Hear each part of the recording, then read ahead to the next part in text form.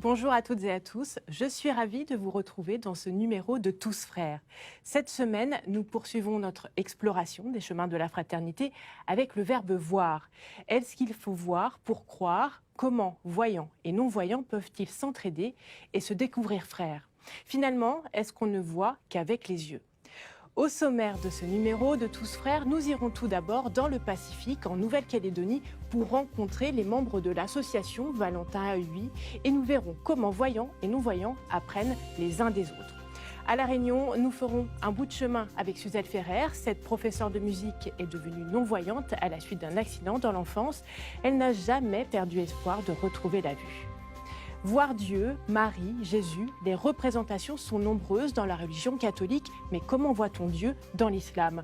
Des réponses un peu plus tard dans notre émission. Qu'est-ce que le verbe voir a inspiré à notre raconteur d'histoire? Cette semaine, Luciano Legros nous raconte l'histoire de Bartimée.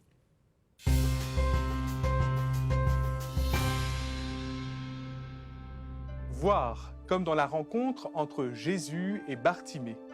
Vous ne voyez pas le rapport? Allez, venez. Je vais vous raconter cette histoire que nous a rapportée saint Marc. Un jour, un homme, le voici, c'est un habitant de Jéricho. Son nom est Bartimée et il est aveugle.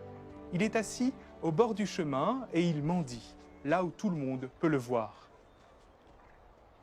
Aujourd'hui, Bartimée remarque qu'il y a beaucoup de bruit dans la ville. Il tend l'oreille et entend un nom.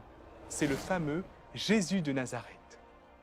Ne pouvant voir où est le Seigneur, il se met à crier de toutes ses forces, « Fils de David, Jésus, aie pitié de moi !» Des gens veulent le faire taire, mais lui se met à crier de plus belle. Il veut de tout son cœur que le Seigneur le voie.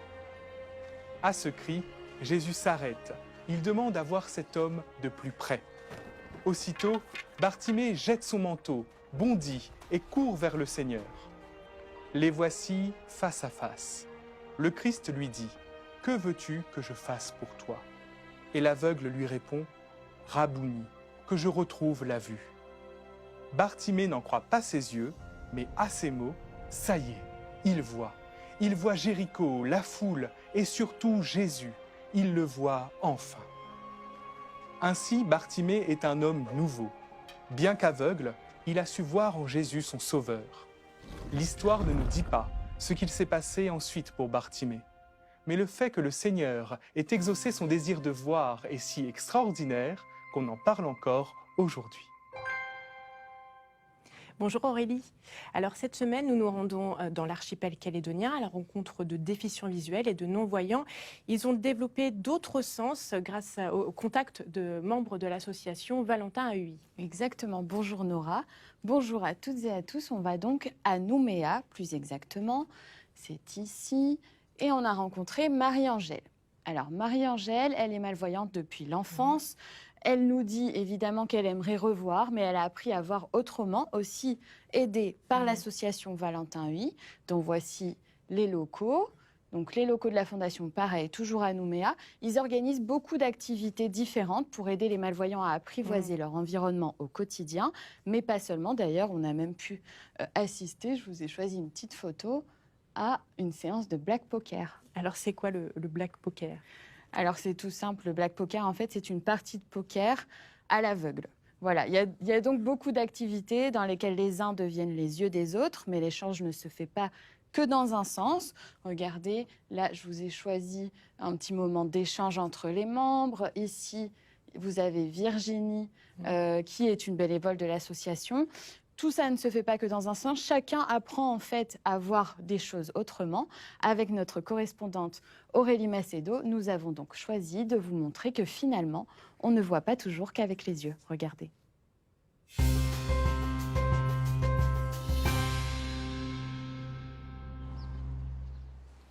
Je vais vérifier si mes plantes sont bien, ils ont besoin d'être arrosées ou pas.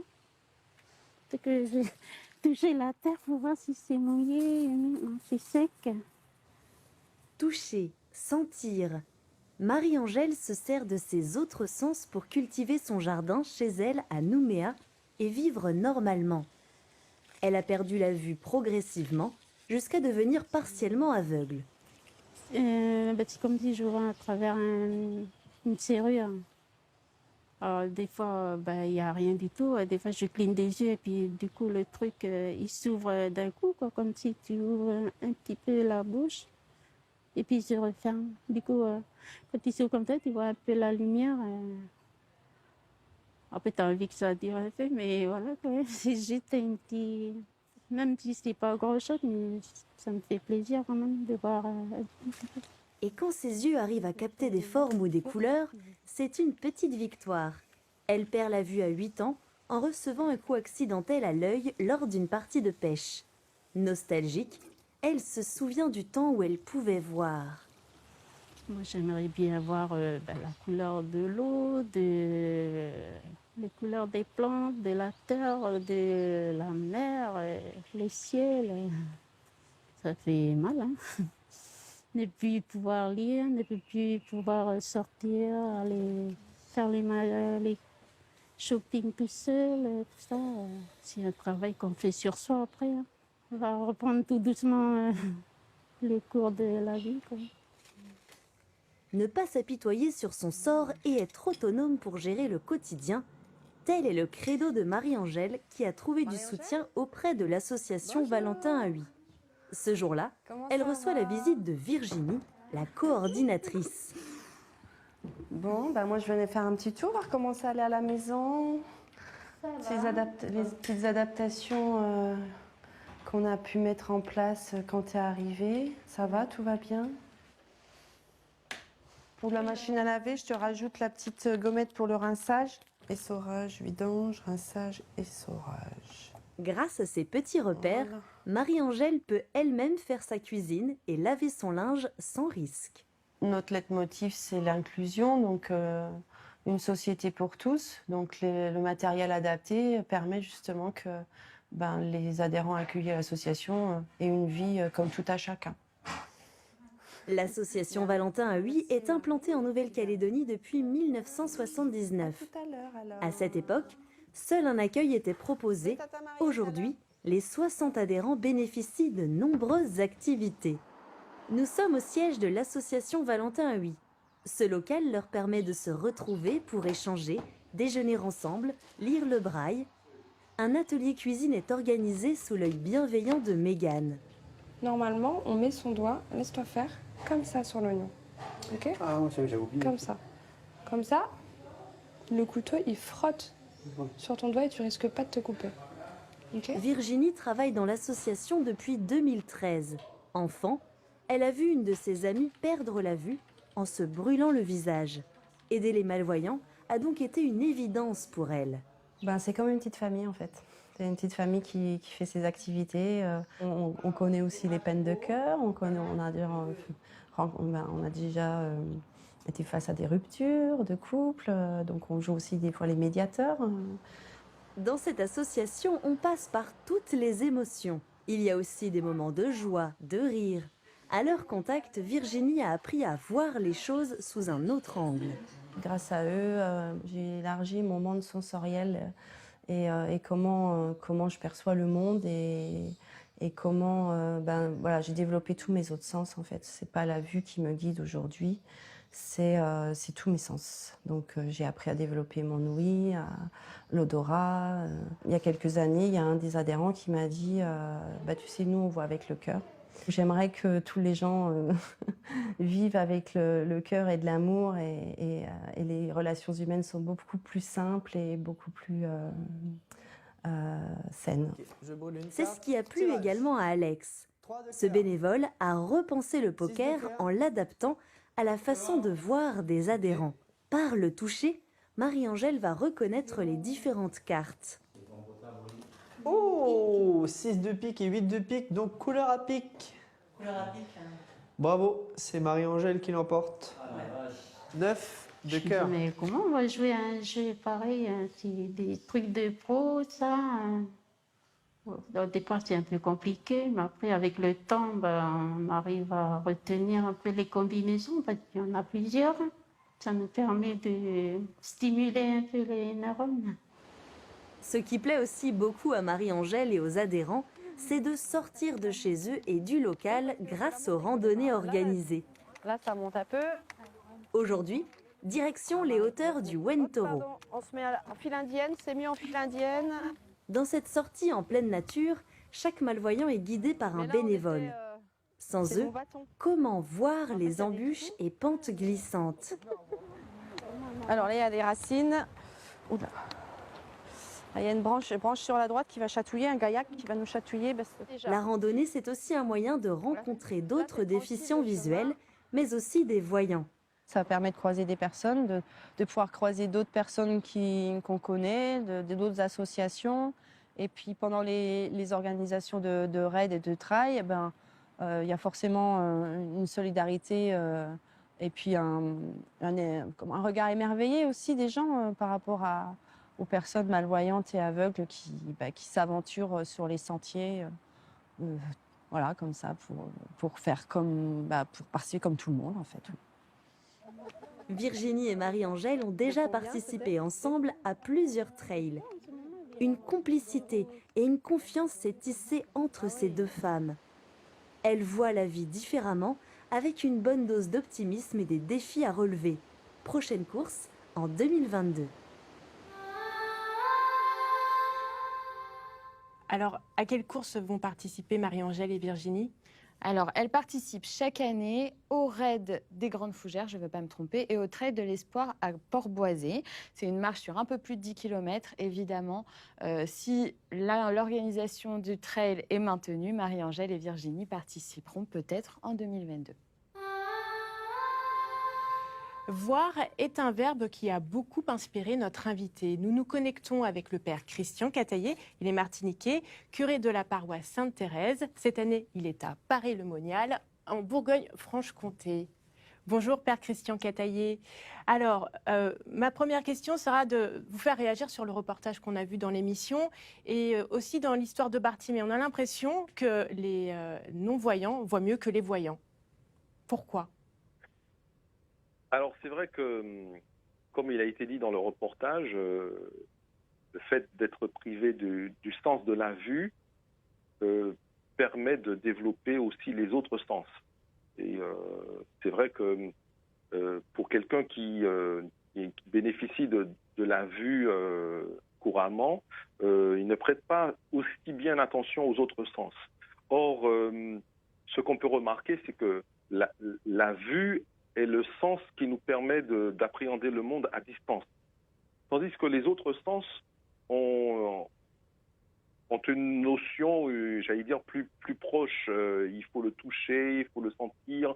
Le corps, j'allais dire, entre en jeu beaucoup plus facilement que lors de la vue. Ce qui fait que on se laisse toucher en quelque sorte, on se laisse approcher beaucoup plus facilement. Et je pense que si ce message rejoint celui de la Bible, c'est que justement Dieu qui ne se laisse pas voir au début, eh bien va quand même se laisser approcher. Et il faudra quand même l'approcher sans le voir.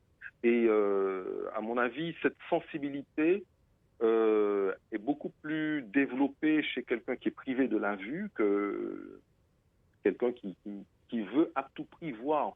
Pour comprendre le monde, pour appréhender le monde, il faut absolument la vue, alors que c'est peut-être pas ce qui est forcément le plus nécessaire. Père Christian Cataillé, parfois Jésus redonne la vue.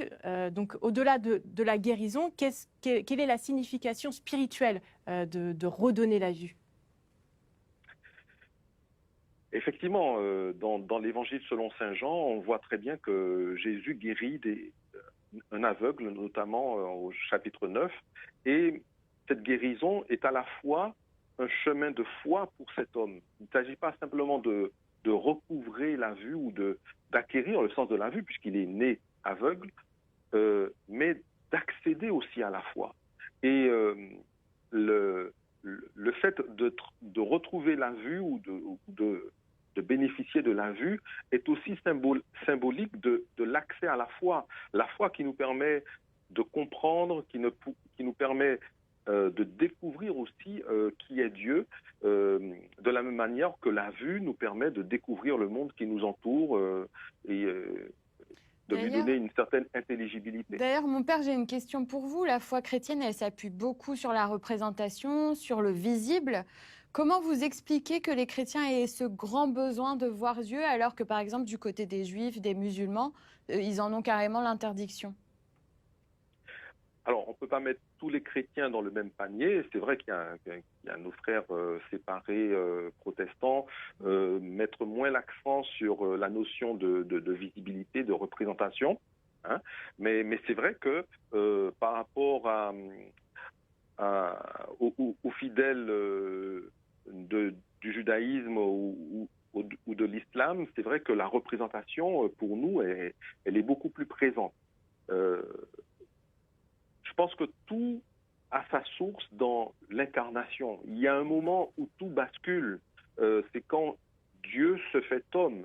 Et en ce sens, le prologue de Jean, et surtout au verset 14, donc Jean 1 au verset 14, nous dit « Et le Verbe s'est fait chair, et il a habité parmi nous, et nous avons contemplé sa gloire. » Et c'est là qu'est le basculement. On parle du Verbe, donc de la parole, et en fait, la première chose qui vient à l'idée de l'évangéliste, c'est « nous avons contemplé », donc nous avons vu, alors qu'il aurait pu dire « nous l'avons entendu, nous avons entendu cette parole, nous avons reçu cette parole ». Non, ce qui est mis en avant, c'est cet aspect « nous avons contemplé sa gloire ». Comme si, à partir du moment où le Verbe se fait chair, à partir du moment qu'il y a incarnation, et un chrétien, c'est quelqu'un qui, normalement, croit que Dieu s'est fait homme et reconnaît que c'est Jésus-Christ qui est vraiment Dieu. Et c'est ça un chrétien. Un chrétien, c'est quelqu'un qui affirme que Jésus est Dieu et donc que Dieu s'est laissé voir, s'est laissé toucher, etc. Mon père, très rapidement, pour nous, ultramarins, est-ce que pour voir Dieu, il faut qu'il nous ressemble? Waouh, c'est vrai que très rapidement. la Bible s'ouvre avec cette affirmation, et Dieu créa l'homme à l'image de Dieu, il le créa. C'est-à-dire que le premier attribut de l'homme, c'est d'être image de Dieu. Première. Et est-ce qu'il faut que Dieu nous ressemble? Attention, c'est à nous à ressembler à Dieu. Et c'est à nous à découvrir comment nous, ultramarins, nous transmettons ce qui est de Dieu. Merci mon père. Je vous souhaite une excellente journée. Merci beaucoup. À bientôt. À vous aussi. Merci. Le portrait de cette semaine est dédié à Suzelle. Elle habite à La Réunion. Elle est non-voyante, elle a perdu la vue durant l'enfance. Elle enseigne la musique. Aurélie, parlez-nous d'elle. Alors, Suzelle, elle est ici, elle a 67 ans. C'est une personnalité encore très inspirante qu'on a voulu partager avec vous. Avec nos correspondants Aurélie Constant et Thomas Lemoulec, nous l'avons rencontrée. Elle a toujours été une femme très déterminée. Elle a perdu la vue très jeune, comme vous le disiez, ce qui ne l'a pas empêchée de relever tous les défis. C'était une musicienne hors pair et même si ce n'était pas son souhait au départ, elle est arrivée à faire de sa passion son métier. Nous l'avons aussi accompagnée à la cathédrale de Saint-Denis, que vous connaissez peut-être, où elle nous a parlé de sa foi qui l'a aidé à surmonter tous les obstacles. Évidemment, on n'a pas résisté à lui demander de jouer un peu pour nous, mais le mieux, c'est encore de l'écouter.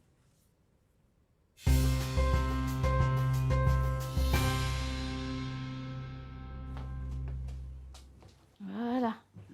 J'ai pas renversé. J'ai perdu la vue à l'âge de 2 ans. En fait, mes parents se sont adaptés à moi. Ils ont trouvé par eux-mêmes ce qu'il fallait faire. J'ai fait mes études primaires et à l'école de la ressource, au centre de rééducation de la ressource de Sainte-Marie, où j'étais en internat. Et je sais que malgré que je voyais pas, malgré que je vivais loin de mes parents, je sais qu'ils m'aimaient. J'étais quand même entourée parce que quand j'allais à la maison, je voyais qu'ils étaient contents et moi de même. Et puis après, c'était quand je repartais, c'était un peu triste. Quand Suzelle venait à la maison dans les grandes vacances, les 2 premiers jours, on faisait un petit peu attention. Mais au bout du 3e jour, bon, elle était incrustée dans la famille, quoi. Donc il n'y avait plus cette différence. Quand j'étais petite, quand je suis rentrée à l'école, on avait des cours de piano et j'aimais pas ça du tout. J'avais beaucoup de difficultés. Ben, je sais pas, un jour, il y a eu un déclic, j'ai compris le système. Pour partir, il a fallu l'avis de mes parents. Ils m'ont autorisée à partir pour m'informer à la musique, pour être professeure de musique. Et j'ai vécu à Marseille pendant 8 ans.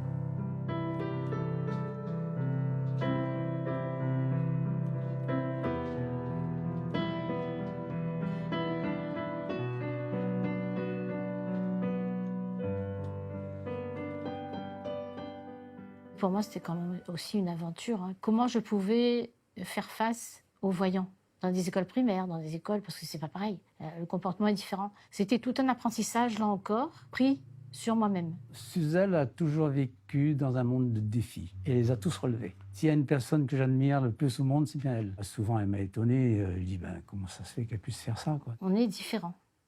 On aimerait faire comme tout le monde. Heureusement que Dieu, enfin, m'a donné la capacité des compensations pour faire autre chose, pour voir autrement. Souvent, on dit l'expression « on voit avec son cœur ».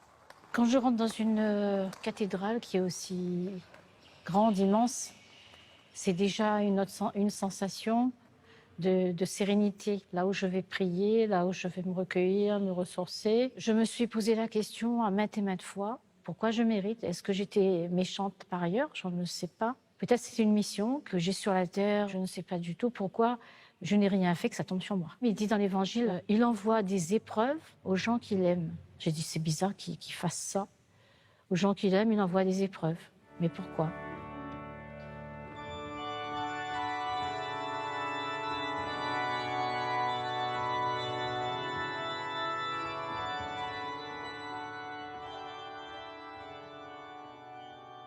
Il m'a donné d'autres dons qui m'ont permis, en fait, d'arriver à la réussite de ma vie, je pense, et de m'aider à tenir bon la route devant toutes ces complications, tout ce qui arrive chaque jour, etc.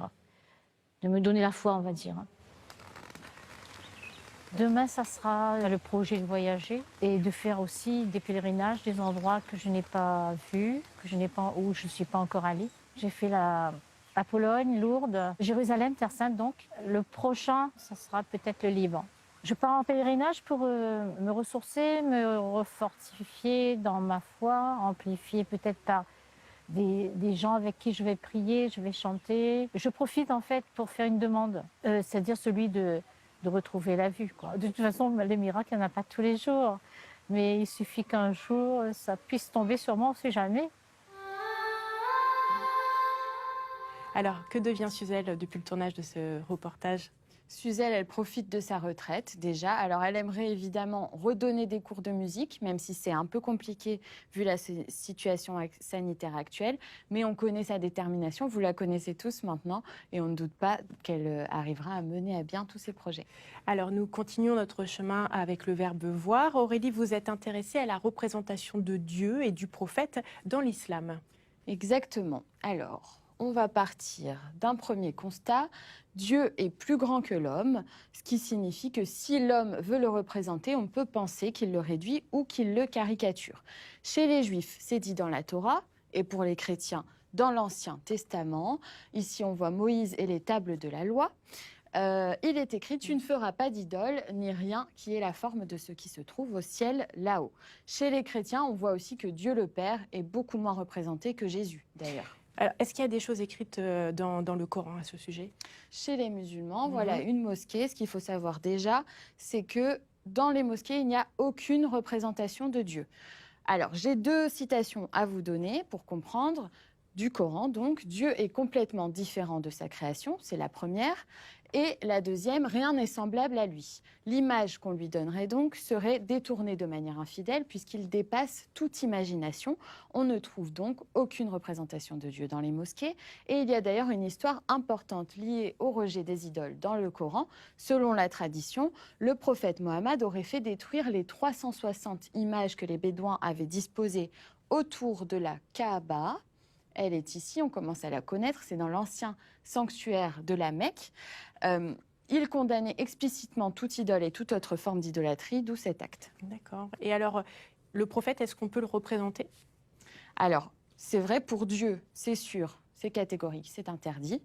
En revanche, pour le prophète, c'est un peu plus complexe parce que dans le Coran, ce qu'il faut savoir, c'est qu'il n'y a aucune interdiction explicite d'utiliser et de fabriquer des images.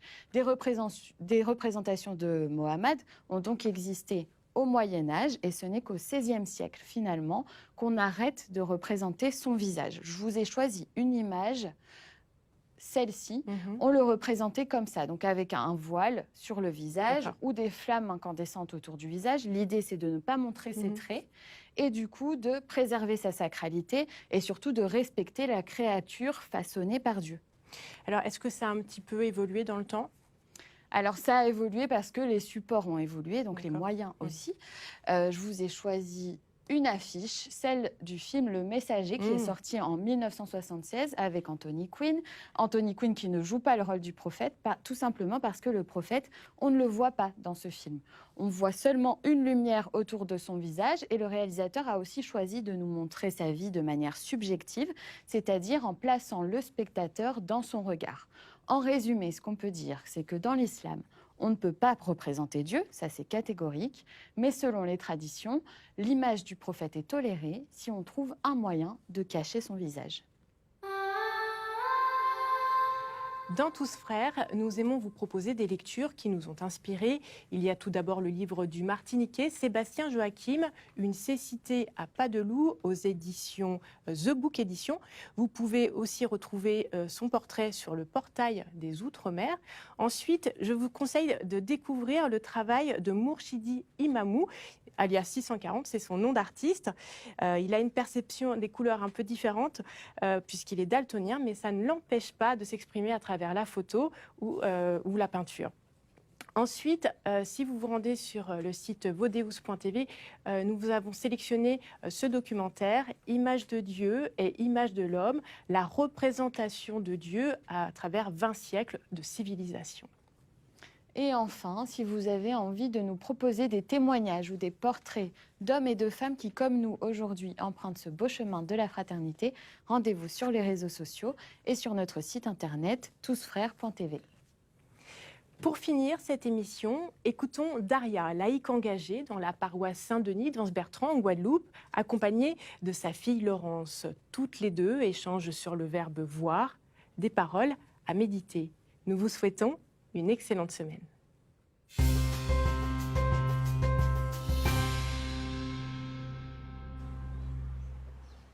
Alors on dit qu'il faut des yeux pour voir. C'est vrai, physiologiquement. Nous sommes amenés à rester sur les chemins de la vraie vie grâce à nos yeux. Cependant, nous sommes plongés dans un monde, un environnement qui s'impose et que nous sommes tentés d'observer. Alors, dans un de tes poèmes, tu dis « si vous regardez ou que vous ». Ça veut dire en français « si tu regardes, c'est alors que tu verras ». Bien sûr, puisque tu regardes autour de toi, tu vois les arbres en fleurs, tu vois une jeune pousse. Cependant, il faudrait aller au-delà de tout cela. Comme les disciples d'Emmaüs, par exemple, qui n'ont pas pu reconnaître le Seigneur parce qu'ils n'ont pas regardé avec les yeux du cœur. Donc, il faut aller au-delà du visible et d'aller en profondeur et reconnaître le frère dans sa souffrance, dans tout ce qu'il est concrètement, mais il n'y a que le cœur qui peut voir ça. Le Seigneur nous donne tout ce qu'il faut pour avoir une vraie vie et nous avons donc le plus beau des cadeaux qui se trouve être les yeux du cœur pour voir le ciel.